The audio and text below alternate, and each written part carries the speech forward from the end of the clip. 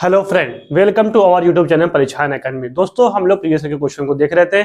उसके बाद हम लोग देख रहे हैं प्रैक्टिस सेट, और प्रैक्टिस सेट वे हमारे क्वेश्चन जो क्या है टू द पॉइंट सटीक क्वेश्चन को हम लोगों ने क्या किया है, पूरा एक ही क्लास में लाया गया है।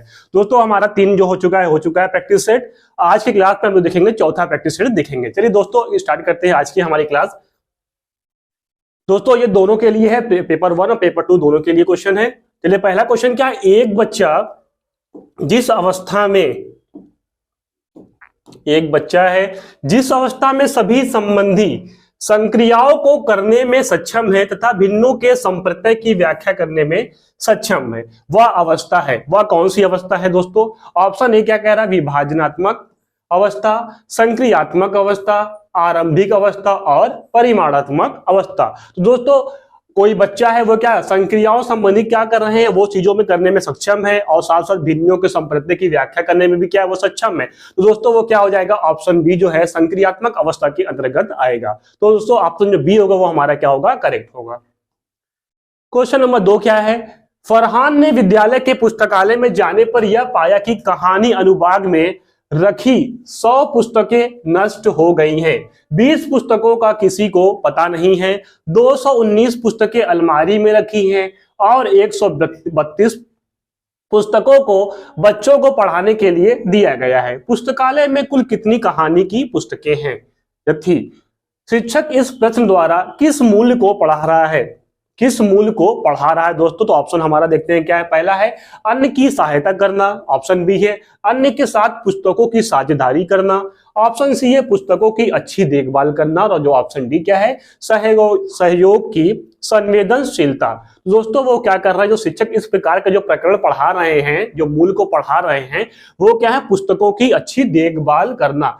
पुस्तकों की जब वो अच्छी देखभाल करेंगे तो उसके आधार पर क्या हो जाएगा, वो कितनी पुस्तकें उनके बची हुई, कितनी नष्ट हो गई, कितनी क्या नाम है बच्चे पढ़ रहे हैं, तो उस आधार पर क्या होगा, हमारा ऑप्शन जो सी होगा दोस्तों वो करेक्ट होगा। क्वेश्चन नंबर 3 क्या है, किन दो संख्याओं का गुणा करने पर 24 गुणनफल प्राप्त होगा? ऑप्शन ए है बंद अंत वाला प्रश्न, क्योंकि इसके निश्चित संख्या में उत्तर है। बच्चे को सामान्य समस्या समाधान रणनीतियों को सुझाता है ताकि वह सही उत्तर दे सके।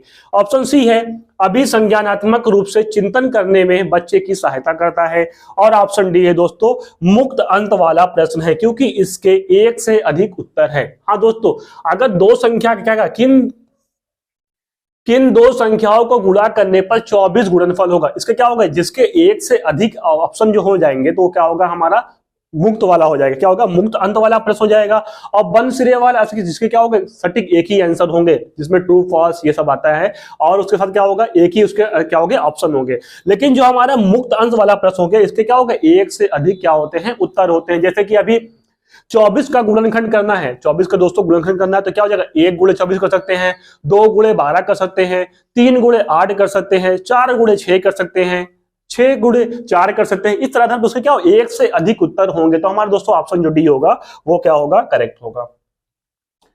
अगला क्वेश्चन देखते हैं। क्वेश्चन नंबर 4 क्या कह रहा है, सबसे उपयुक्त व्यू रचना जिसका प्रयोग धनराशि के योग की कुशलता को आत्मसात करने के लिए किया जाता है। दोस्तों, इसका ऑप्शन है भूमिका निर्वाह, ऑप्शन बी है बहुत सारे सवाल हल करना, ऑप्शन सी है सूचना और संप्रेषण तकनीक का प्रयोग करना, और ऑप्शन डी क्या है दोस्तों, प्रतिरूपों का प्रयोग करना। दोस्तों, सबसे उपयुक्त व्यू रचना का पूछा हुआ है, जिसका प्रयोग धनराशि के जोड़ की कुशलता को आत्मसात करने के लिए किया जाता है। तो दोस्तों, इसका ऑप्शन जो ए होगा, भूमिका निर्वाह, रोल प्ले, ये क्या होगा, इसका दोस्तों करेक्ट आंसर होगा। क्वेश्चन नंबर 5 क्या है, कक्षा 3 के विद्यार्थियों को संख्या पद्धति नंबर सिस्टम पढ़ाने का उद्देश्य क्या है? 4 अंकों वाली संख्या के योग और व्याकरण के कौशल में प्रवीणता प्राप्त करना, ऑप्शन बी है बड़ी संख्याओं को पढ़ने के कौशल में प्रवीणता प्राप्त करना, ऑप्शन सी है 6 अंकों तक गणना कराना, और ऑप्शन डी दोस्तों है संख्याओं को सैकड़ा, दहाइयों और इकाइयों के समूह के रूप में देखना और स्थानीय मानों की सार्थकता की समझना। ये क्या दोस्तों, कक्षा 3 का जो छात्र है उनमें क्या करना है, नंबर सिस्टम के बारे में बताना है। उसका उद्देश्य क्या है, तो दोस्तों उसका उद्देश्य ये होगा संख्याओं को सैकड़ा, दहाइयों और इकाइयों के समूह के रूप में देखना और स्थानीय मान की सार्थकता को क्या करना है, समझना। दोस्तों, ऑप्शन जो इसका डी होगा वो हमारा करेक्ट होगा। अगला क्वेश्चन देखते हैं, एक अच्छा गणितज्ञ होने के लिए एक अच्छा गणितज्ञ होने के लिए क्या आवश्यक है, क्या जरूरी है? ऑप्शन ए है सवालों के उत्तर देने की तकनीक में निपुणता होना चाहिए। ऑप्शन बी है अधिकतर सूत्रों को याद करना। ऑप्शन सी बहुत जल्दी सवालों को हल करना। ऑप्शन डी है सभी अवधारणाओं को समझना, लागू करना और उनमें सम्मत बनाना।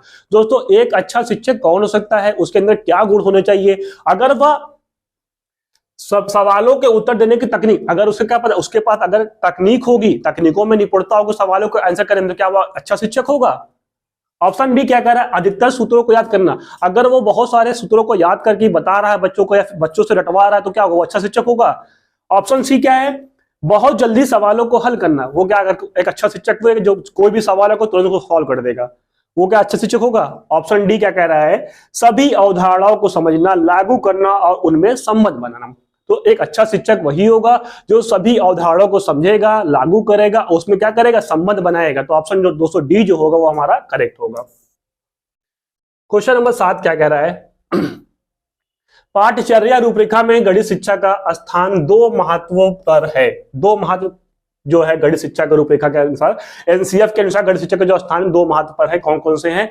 ऑप्शन ए है गणित की शिक्षा संक्रियात्मक परीक्षा में विद्यालयों के अंक सुधारने के लिए क्या कर रही हैं और उच्च कक्षाओं में सही विषयों का चुनाव करने में क्या सहायता कर सकती हैं। ऑप्शन बी है प्रत्येक बच्चे को विद्यालय में बनाए रखने के लिए गणित क्या कर सकता है और उन्हें आत्मनिर्भर बनने के लिए कैसे सहायता कर सकता है। ऑप्शन सी है गणित की शिक्षा प्रत्येक बच्चे में संप्रेषण कौशल को कैसे सुधार सकती है और विद्यालय के बाद उन्हें कैसे रोजगार उपलब्ध करा सकती है। ऑप्शन डी है गणित शिक्षा प्रत्येक विद्यार्थी के मस्तिष्क को कैसे संलग्न कर सकती है और या विद्यार्थियों की क्षमताओं को कैसे सुदृढ़ कर सकती है। दोस्तों पाठ्यचर्या एनसीएफ जो हमारा 2005 है, गणित शिक्षा के दो स्थान के जो महत्व बताया गया है वो किसके आधार पर कहा गया, गणित शिक्षा प्रत्येक विद्यार्थियों के मस्तिष्क को कैसे संलग्न करती है और या विद्यार्थियों की क्षमताओं को कैसे सुदृढ़ करती है। दोस्तों तो इसका जो ऑप्शन डी होगा वही हमारा क्या होगा, करेक्ट आंसर होगा। चलिए दोस्तों अगला क्वेश्चन है, क्वेश्चन नंबर 8 क्या कह रहा है, एनसीएफ 2005 के अनुसार विद्यालयों में गणित शिक्षा का संकीर्ण उद्देश्य है।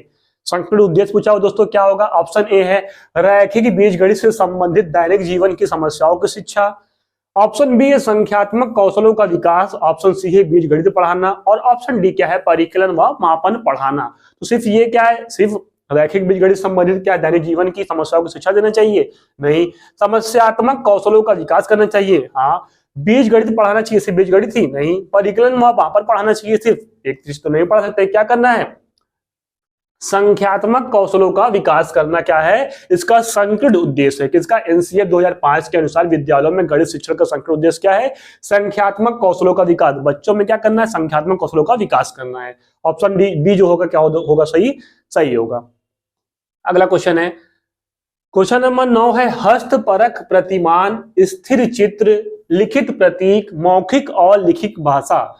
मौखिक और लिखित भाषा वास्तविक संसार की स्थितियां अथवा संदर्भ डैश को दर्शाने के 5 तरीके हैं। ये किसके 5 तरीके हैं, ज्यामिति प्रमाण के, गणित की पाठ्यचर्या के तरीके हैं, गणितीय शब्द भंडार या गणितीय चिंतन एवं विचार। तो दोस्तों ये जो 5 तरीके किसके बताए गए हैं, गणितीय चिंतन एवं विचार के क्या है, तरीके, जो दर्शाने के 5 क्या है, तरीके। तो हमारा दोस्तों ऑप्शन जो डी होगा वो करेक्ट होगा। क्या है, गणितीय चिंतन एवं विचार को दर्शाने के 5 तरीके हैं। अगला क्वेश्चन है, एनसीएफ 2005 के अधिगम के रचनावादी उपागम पर बल देती है क्योंकि वह डैश पर केंद्रित है। किस पर केंद्रित है? ऑप्शन ए है शिक्षक द्वारा प्रभावी व्याख्यान और अनुदेशन, परिभाषा और सूत्रों को याद रखना। दोस्तों यहाँ पे याद करना गलत हो जाएगा सीधे ही, नियमित गृह कार्य जमा कराने, ये भी नहीं होगा, गतिविधियों में शामिल करते हुए शिक्षार्थियों की सक्रिय भागीदारिता। दोस्तों यही क्या होगा, करेक्ट आंसर होगा। बच्चों को क्या गतिविधियों में शामिल करते हुए शिक्षार्थियों क्या सक्रिय भागीदारिता। इसमें क्या हो जाएगा, बच्चों को सक्रिय रूप से क्या करें, उसमें इन्वॉल्व करके ही क्या किया जाएगा, रचनावादी कक्षा का पूरा किया जाएगा या फिर उसका उस पर बल दिया जाएगा। तो दोस्तों हमारा जो ऑप्शन जो डी होगा वही करेक्ट हो जाएगा। क्वेश्चन नंबर नेक्स्ट है 11, राष्ट्रीय पाठचर्या की संख्या 2005 मानती है कि गणित में चिंतन और तर्कड़ा का एक तरीका शामिल होता है और इस दृष्टिकोण को किसके द्वारा प्राप्त किया जा सकता है। एक दृष्टिकोण किसके द्वारा प्राप्त किया जा सकता है, ऑप्शन देखिए देखते हैं। ऑप्शन ए है खोजबीन उपागम का उपयोग करना, हस्तचालकों का प्रयोग करना, संकल्पनाओं का वास्तविक जीवन से जोड़ना, विद्यार्थियों को चर्चाओं में शामिल करना। यह हमारा ऑप्शन ए है। ऑप्शन बी है गणित की सभी पाठ्य पुस्तकों का पुनर्लेखन करना। ऑप्शन सी है विद्यार्थियों को बहुत सारे सवाल कार्य पत्रक देना। नहीं, विद्यार्थियों को विशेष कोचिंग देना। दोस्तों ये सब तो नहीं होगा। एनसीएफ जो क्या कर रहा है, चिंतन और तर्कड़ा का एक तरीका शामिल है, वो क्या होगा, जब बच्चा खोजबीन उपागम का प्रयोग करेगा, अपने से क्या करे, खोजेगा, हस्तचालकों का प्रयोग, अपने द्वारा हस्तचालकों का प्रयोग करेगा, संकल्पनाओं का वास्तविक जीवन से जोड़ेगा, जो उसकी संकल्पना होगी उसको अपने वास्तविक जीवन से क्या करेगा, जोड़ेगा, विद्यार्थियों की चर्चाओं में शामिल करेगा, और जो समूह चर्चा होगी उसमें क्या करेगा, बच्चों को शामिल करेगा। तो यह हमारा ऑप्शन जो ए है दोस्तों वही क्या होगा, करेक्ट होगा। क्वेश्चन नंबर नेक्स्ट है, एनसीएफ 2005 मानता है कि गणित में सोचने एवं तर्क का एक निश्चित तरीका निहित है। सोचने एवं तर्क का एक निश्चित तरीका निहित है। नीचे दिए गए कथनों में से वह कथन चुनिए जो उपयुक्त सिद्धांत का पालन नहीं करता। दोस्तों नहीं कहा, इसे ध्यान जरूर दीजिएगा। ऑप्शन ए है आंकिक प्रश्नों को हल करने के लिए विद्यार्थियों को निर्धारित सूत्र बताना। ऑप्शन बी है पाठ्य पुस्तक में प्रस्तुत सामग्रियों के लिखने का तरीका। ऑप्शन सी कक्षा के लिए चुने गए क्रियाकलाप एवं अभ्यास, उसे पढ़ाने की विधि। दोस्तों नहीं पूछा हुआ है, तो हमारा देखिए ऑप्शन जो ए है आंकिक प्रश्नों को हल करने के लिए विद्यार्थियों को निर्धारित सूत्र बताना। अगर कोई भी बच्चे को कोई भी क्वेश्चन है उसको क्या करना, सॉल्व करना है, अगर कोई भी शिक्षक उसको क्या कर रहा है, सिर्फ एक सूत्र बता दिया, सूत्र पर अगर बच्चा सॉल्व कर लिया तो वो क्या सोचने एवं तर्क का निश्चय का तरीका है, वो नहीं। वो क्या करेगा, सिर्फ क्या जो भी वैल्यू होगी फार्मूले पर रखेगा, आंसर पालेगा, तो वो क्या करेगा, अपने तर्क शक्ति का प्रयोग ही नहीं करेगा। तो दोस्तों यहाँ पे नहीं पूछा, तो हमारा ऑप्शन जो ए होगा वही करेक्ट होगा। नेक्स्ट क्वेश्चन है, एक गणित के अध्यापक ने विद्यार्थियों से एक tan ग्राम में दिए गए सभी आयतों को पहचानने के लिए कहा। उपरोक्त क्रियाकलाप विद्यार्थियों को वैन हेले के अनुसार दिए गए ज्यामिति तर्क के किस स्तर पर आकलन करने के लिए उपयुक्त है। दोस्तों वैन हीले बहुत इंपॉर्टेंट है, इसे आप जरूर देखिए, क्योंकि जितने भी क्वेश्चन अभी पेपर हुए हैं सभी में वैन हीले से क्वेश्चन आए हुए हैं, उनके चरणों से क्वेश्चन आए हुए हैं। दोस्तों ये क्या कर रहे हैं, tan ग्राम में आयतों को पहचानने के लिए कहा, और क्रियाकलाप जो ये जो क्रियाकलाप जो है वो किसके अनुसार होगा। पहला है दृश्यीकरण, स्वयं सिद्ध, ऑप्शन सी क्या विभिन्न आकृतियों में परस्पर संबंध स्थापित करना, और ऑप्शन डी क्या है आकृतियों को पहचानना।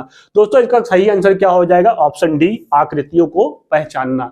अगला क्वेश्चन देखते हैं, क्वेश्चन नंबर 14 है गणित को पढ़ाने के लिए खेल और पहेलियां, क्या है, खेल और पहेलियां प्रभावकारी रणनीतियां हैं, क्योंकि यह निम्नलिखित को बढ़ावा देने में सहायक होती है। किसको देने में सहायक होती है, कार्य विधिक समझ को, संकल्पनात्मक समझ को, उपयोग आधारित समझ को, और तथ्यात्मक समझ को। जो हमारा खेल और पहेलियां जो है वो प्रभावकारी रणनीतियां कब होती हैं, किसको बढ़ावा देती हैं, तो वो किसको देती हैं, संकल्पनात्मक समझ को। जो हमारे संकल्पनात्मक समझ होते हैं उसको क्या करती हैं, बढ़ावा देते हैं। दोस्तों हमारा जो ऑप्शन जो बी होगा वही क्या होगा, सही होगा। ये क्या होगा, कॉन्सेप्चुअल अंडरस्टैंडिंग होती है। क्वेश्चन नंबर 15 क्या है, निम्नलिखित में से कौन सा गणित अधिगम के सही अनुक्रम को प्रदर्शित करता है।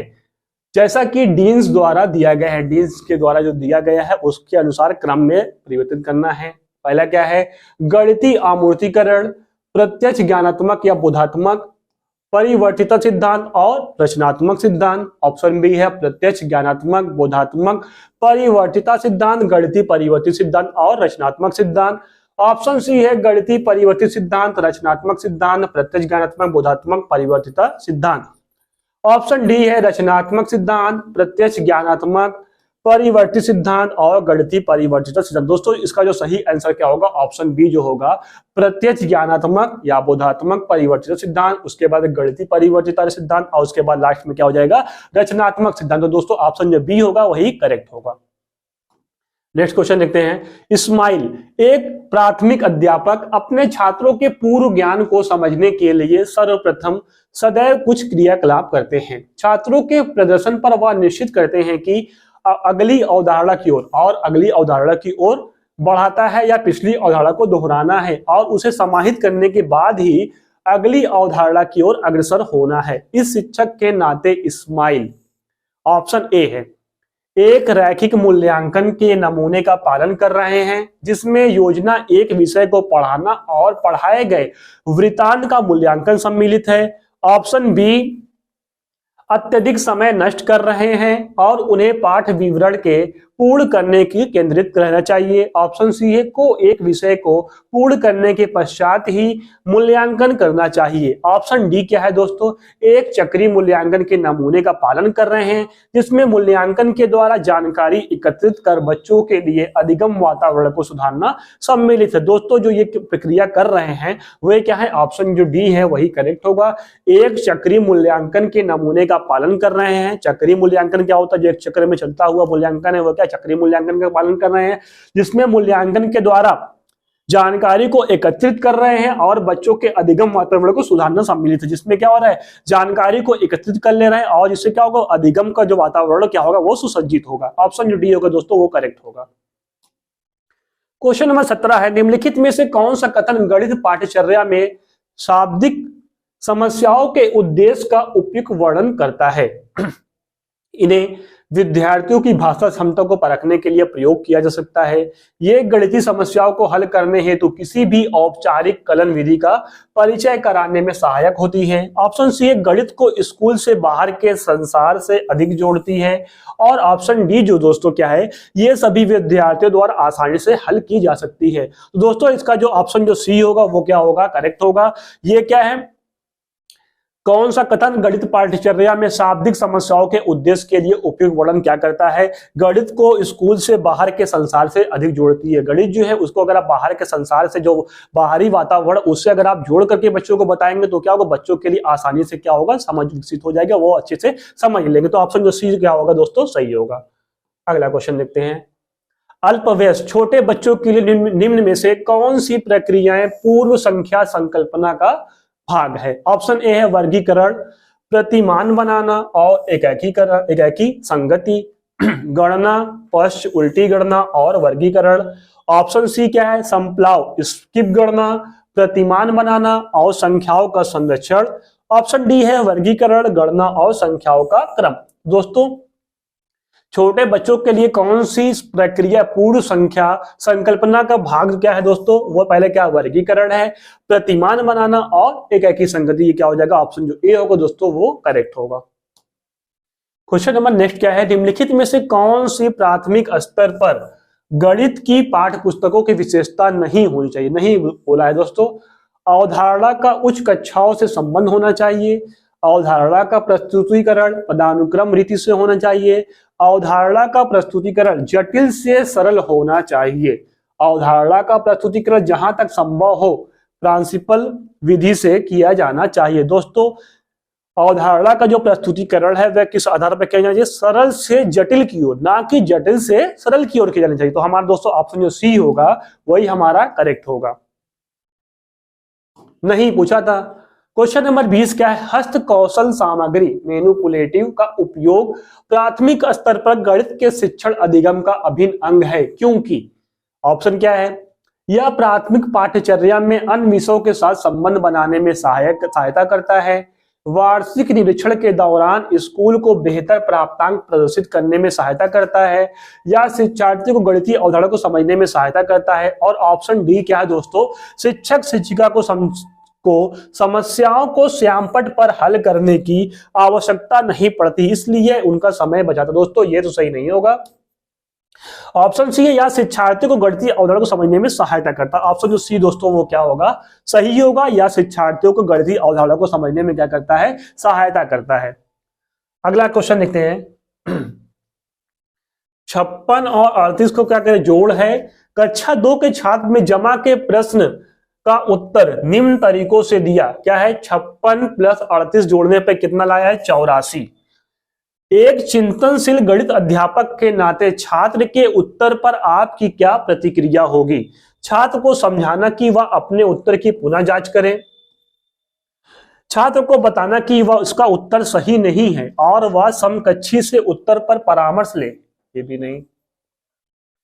स्थानीय मान की प्रणाली पर ध्यान देने के साथ पुनः समूहीकरण के माध्यम से योग की अवधारणा को छात्र के लिए सरल करना। ऑप्शन डी है, छात्र को कहना कि वह पाठ पुस्तक में हल किए इस तरह के प्रश्नों का अभ्यास करे। दोस्तों यहां पर बच्चे में क्या समस्या हो रही है, वो सही तरीके से जोड़ नहीं पा रहा, उसके अंदर स्थानीय मान और पुनर्समूहीकरण की अवधारणा विकसित नहीं हो पाई पूरी तरीके से। तो उसको क्या करना है, स्थानीय मान की प्रणाली पर ध्यान देने के साथ साथ पुनः समूहीकरण ग्रुपराइजेशन जो होता है उसको ग्रुप में करके बताने पर क्या होगा, उसके अंदर जो क्या हो जाएगा, एक अवधारणा विकसित हो जाएगी और छात्र क्या होगा उसको इजिली कर लेगा। कैसे? 6 8 क्या हो जाएगा 14, 14 के 4 हासिल कितना बचेगा 1। जब उसको पुनर्समूहीकरण करेंगे, रीग्रुपिंग करेंगे, तब क्या होगा, वो चीजों को समझेगा और साथ में स्थानीय मान की जो भी अवधारणा होगी वो उसके अंदर विकसित होगी। अब यहाँ पे 5 3 8 और 1 9, तब यहाँ पे हो जाएगा 9। सही आंसर क्या हो जाएगा 94। उस आधार पर क्या होगा, उसके अंदर स्थानीय मान और पुनर्समूहीकरण की क्या होगा, अवधारणा विकसित हो जाएगी। दोस्तों इसका ऑप्शन जो सी होगा वो हमारा करेक्ट होगा। क्वेश्चन नंबर 22 है, एनसीएफ 2005 की अनुशंसा करता है कि प्राथमिक कक्षाओं में गणित के शिक्षण अधिगम के लिए समाकलित एकीकृत उपागम को प्रयोग में लाना चाहिए। गणित को समस्या समाधान के साथ एकीकृत होना आवश्यक है? नहीं। ऑप्शन बी है, गणित बच्चों के कक्षा के अंदर व बाहर के अनुभव के साथ एकीकृत होना चाहिए। हाँ। गणित को अन्य विषयों जैसे कि पर्यावरण अध्ययन और भाषा के साथ एकीकृत किया जाना चाहिए। हाँ, अलग अलग और विषयों के साथ, पर्यावरण और भाषा के साथ क्या करना चाहिए, गणित को कोरिलेट करना चाहिए, जोड़ना चाहिए। गणित उच्च स्तरीय गणित के साथ एकीकृत नहीं होना चाहिए। दोस्तों ये भी गलत हो जाएगा, हमारा जो है बी और सी सही होगा। वो हमारा किस ऑप्शन में दोस्तों, जो ऑप्शन ए है वही हमारा करेक्ट होगा। नेक्स्ट क्वेश्चन देखते हैं, निम्नलिखित में से कौन सा एक गतिशील सक्रिय गति गणित सॉफ्टवेयर है जो ज्यामिति, बीजगणित, स्प्रेडशीट, रेखांकन, सांख्यिकी और कलन कैलकुलस के साथ उपयोग हेतु आसान पैकेज में आता है? दोस्तों ये इतनी जो चीजें हैं ये किसके साथ पैकेज में आता है? एक सॉफ्टवेयर है, वो क्या है हमारा, GeoGebra, pattern shapes, geometry pad और स्प्लैश मैथ। तो हमारा दोस्तों ये क्या है, जियोजेब्रा जो होता है उसके अंतर्गत क्या होता है, हमारे ज्यामिति गणना हो जाएंगी, बीजगणित संबंधी भी उसमें वर्क कर सकते हैं सॉफ्टवेयर में, स्प्रेडशीट, रेखांकन, सांख्यिकी और कैलकुलस से संबंधित क्या कर सकते हैं, उसमें उपयोग कर सकते हैं। और दोस्तों जो जियोजेब्रा होता है वह शिक्षार्थी और शिक्षक दोनों के लिए क्या होता है, लाभदायक होता है, दोनों की क्या करता है, हेल्पफुल है दोनों के लिए। दोस्तों ऑप्शन जो ए होगा वो हमारा सही होगा। क्वेश्चन नंबर 24 है, 1 से 9 तक की संख्याओं को पढ़ाने के लिए निम्न में से कौन सा क्रियाकलाप उपयुक्त है? ऑप्शन ए है, भिन्न भिन्न पदार्थ देना और एकाकी संगति का उपयोग करना। हाँ। ऑप्शन बी है, तथा छात्रों को गणना करने के लिए कहना। हाँ। दी गई संख्या के आधार पर संबंधित पदार्थों को एकत्रित करना, ये भी सही है। ऑप्शन सी है, मौखिक रूप से 1 से 9 तक की संख्याओं को क्रम से दोहराना जब तक कि छात्र उन्हें स्मरण नहीं कर सकते। दोस्तों हमको रटवाना नहीं है, एनसीएफ क्या करता है, सीधे सीधे इसको मना करता है। हमारा कौन सा ऑप्शन सही होगा, ए और बी। देखते हैं किस ऑप्शन में है। दोस्तों हमारा जो ऑप्शन ए है वही हमारा करेक्ट होगा। नेक्स्ट क्वेश्चन देखते हैं, क्वेश्चन नंबर 25 है, एक बच्ची गेंदों की गणना एक एक गेंद पर अंगुली रखकर और क्रम से उसका नाम बोलते हुए कर रही है। उसने कुछ गेंदों को 2 बार गणना की, कुछ गेंद जिसकी 2 बार गणना की। इस बच्ची में पूर्ण संख्या का किस अवधारणा को अभी और मजबूत करना है, जो उसकी अवधारणा है उसमें किसको और मजबूत करना है? ऑप्शन ए है, 1 से 1 संगता, एकाकी संगति। ऑप्शन बी है पंक्तिबद्धता। ऑप्शन सी है वर्गीकरण। ऑप्शन डी है गणन संख्या। दोस्तों देखिए ये सब तो नहीं होगा, उसके अंदर जो ये समस्या उत्पन्न हो जा रही है, अगर वो क्या करा, 1 से 1 संगता या एकाकी संगति को और मजबूत करना, दोस्तों ऑप्शन जो ए होगा वो हमारा करेक्ट हो जाएगा। क्वेश्चन नंबर 26 है, गणित में भ्रांतियों को दूर कर सकते हैं। अगर कोई भी गणित में किसी भी प्रकार की भ्रांति होती है उसको कैसे दूर कर सकते हैं? बच्चों को उदाहरण और गैर उदाहरणों, नॉन एग्जाम्पल्स में व्यस्त रख करके। एक ही तरह के प्रश्नों को बनाकर और उनको कई बार दोहराकर नहीं। इससे देखिए जो भ्रांतियां होगी वो बनी ही रहेगी। बहुत सारे प्रश्नों को अभ्यास और ड्रिल से, कलन विधि का दोबारा प्रदर्शन करके, देखिए इससे भी नहीं होगा दोस्तों। देखिए इसमें सबसे सटीक आंसर क्या है हमारा, बच्चों को उदाहरणों और गैर उदाहरणों में व्यस्त रख करके। तो ऑप्शन जो ए होगा दोस्तों, जब बच्चों को उदाहरण और गैर उदाहरण बताया जाएगा तो उनके अंदर क्या होगा, जो भ्रांतियां होगी गणित के संबंध में वो क्या हो जाएगी, दूर हो जाएगी। दोस्तों हमारा ऑप्शन जो ए होगा वो क्या होगा, करेक्ट होगा। नेक्स्ट क्वेश्चन देखते हैं। सुश्री रोमी अपनी गणित की कक्षा में विद्यार्थियों को निम्नलिखित अभिकलन करने हेतु उपयुक्त स्थिति सृजन करने के लिए कहती हैं। 10 + 2, 10 - 2, 10 × 2 और 10/2। सुश्री रोमी द्वारा प्रयुक्त शिक्षण विधि के अनुसार निम्नलिखित में से कौन सा कथन सही है। सही कथन पूछा हो दोस्तों। मिश्रित प्रकार की समस्या देकर वह अपने विद्यार्थियों के समस्या समाधान कौशल का परीक्षण कर रही है। ऑप्शन बी है, वह विद्यार्थियों की भाषा निपुणता का परीक्षण कर रही है। वहां पे भाषा का तो संबंधी कुछ नहीं है। वह विद्यार्थियों के गणितीय कथनों और समस्या समाधान कौशलों के विकास में सहायता करने का प्रयास कर। दोस्तों वो क्या कर रही है, सहायता करने का क्या कर रही है, प्रयास कर रही है। ऑप्शन डी है, विद्यार्थियों को कुछ कार्य देकर वह अपनी कक्षा में अनुशासन कायम करने की कोशिश कर रहे। दोस्तों ये क्या है, सब गलत हो जाएगा। सही पूछा हुआ है, क्या सृजन करना चाह रही है, तो दोस्तों वो कर रही है, वह विद्यार्थियों को गणितीय कथनों और समस्या समाधान कौशल का विकास में सहायता उत्पन्न कर रहे हैं, सहायता करने का प्रयास कर रहे हैं। दोस्तों ऑप्शन जो सी होगा वो हमारा करेक्ट होगा। नेक्स्ट क्वेश्चन है 28, निम्नलिखित कथनों में से कौन सा गणित शिक्षण के उच्च उद्देश्यों के सूचक है। ऑप्शन ए है, गणित शिक्षा को रोजगार योग ऐसे वयस्कों का निर्माण करना चाहिए जो सामाजिक और आर्थिक विकास में अपना योगदान दे सके। नहीं, ये देखिए गणित शिक्षण के उच्च उद्देश्य के बारे में पूछा हुआ है। गणित शिक्षा बच्चों के आंतरिक साधनों जैसे अमूर्त चिंतन और तर्क संगत निष्कर्षों को निकालने वाली होनी चाहिए। दोस्तों ये तो सही है। बच्चों को गणित को जीवन की एक विधि जैसे कि संप्रेषित करने, विचार विमर्श करने और समस्या समाधान करने की मनोवृत्ति के विकास के रूप में देखना चाहिए। दोस्तों ये भी सही है। ऑप्शन डी क्या है, गणित शिक्षा तथ्यपूर्ण ज्ञान और कार्यविधि धारा प्रवाह पर केंद्रित होनी चाहिए। दोस्तों देखिए ये क्या है, सिर्फ इस पर ही केंद्रित होनी चाहिए, नहीं। अब देखते हैं हमारा बी और सी सही है हमारा किस ऑप्शन में, तो हमारा दोस्तों ऑप्शन जो बी है वही हमारा क्या होगा, करेक्ट होगा। क्वेश्चन नंबर 29 देखते हैं। न्यूमैन के अनुसार विद्यार्थी शब्द समस्या इबारती प्रश्न जो है वर्ड प्रॉब्लम के जो क्वेश्चन को हल करने में सक्षम हो, इससे पहले वह 5 स्तरों को पूरा करें। ये स्तर नीचे यादृच्छिक क्रम में नीचे दिए गए हैं। तो पहले क्या हो जाएगा, पूछे गए प्रश्नों को समझना। बी क्या है, आवश्यक गणितीय संक्रियाओं को करना। गणितीय मांग के अनुसार समस्या का अनुवाद करने की आवश्यकता। ऑप्शन डी है, गणितीय मांग के अनुसार समस्या का अनुवाद करने की आवश्यकता। ऑप्शन डी है, उत्तर को अर्थपूर्ण रचना में प्रदर्शित करना। दोस्तों इसका जो सही आंसर क्या होगा, जो क्रम हो जाएगा ये होगा पहला, दूसरा, उसके बाद आपका आएगा डी तीसरा। देखिए इसमें जो है मिसमैच हो गया है, ये तो सेम ही हो गया है, लेकिन यही क्या होगा, तीसरा हो जाएगा। और ये क्या है, चौथा नंबर पे होगा, और ये जो हो जाएगा 5वां। अब देखते हैं BADCE, BADCE देखते हैं किस ऑप्शन में है, BACD। दोस्तों डी ऑप्शन जो है BADCE क्या होगा हमारा दोस्तों, करेक्ट होगा। अगला क्वेश्चन देखते हैं, अंतिम क्वेश्चन क्या है। गणित के शिक्षक के पेशेवर विकास के लिए निम्न में से कौन सा वांछनीय नहीं है। नहीं पूछा हुआ दोस्तों। गणित की कार्यशालाओं और गोष्ठियों में उपस्थित होना, शिक्षण अधिगम साधनों को विकसित करना और अपने और दूसरे विद्यालयों के गणित के शिक्षकों के साथ न्यूनतम वार्तालाप। और ऑप्शन डी क्या है, शिक्षक विकास फैकल्टी डेवलपमेंट के कार्यक्रमों में भाग लेना। दोस्तों क्या पूछा है, नहीं पूछा हुआ है, तो हमारा ऑप्शन जो होगा दोस्तों सही क्या होगा, सी, अपने और दूसरे विद्यालयों के गणित के शिक्षकों के साथ न्यूनतम वार्तालाप। दोस्तों हमारे क्वेश्चन कंप्लीट होते हैं। आप हमारे जो चैनल हैं इंस्टाग्राम, फेसबुक, टेलीग्राम और ट्विटर से जुड़िए और हमारे साथ देते रहिए। अगर आपको हमारे क्लास पसंद आ रहे तो हमारे चैनल को लाइक, सब्सक्राइब और शेयर जरूर करें। आप सभी का बहुत बहुत धन्यवाद।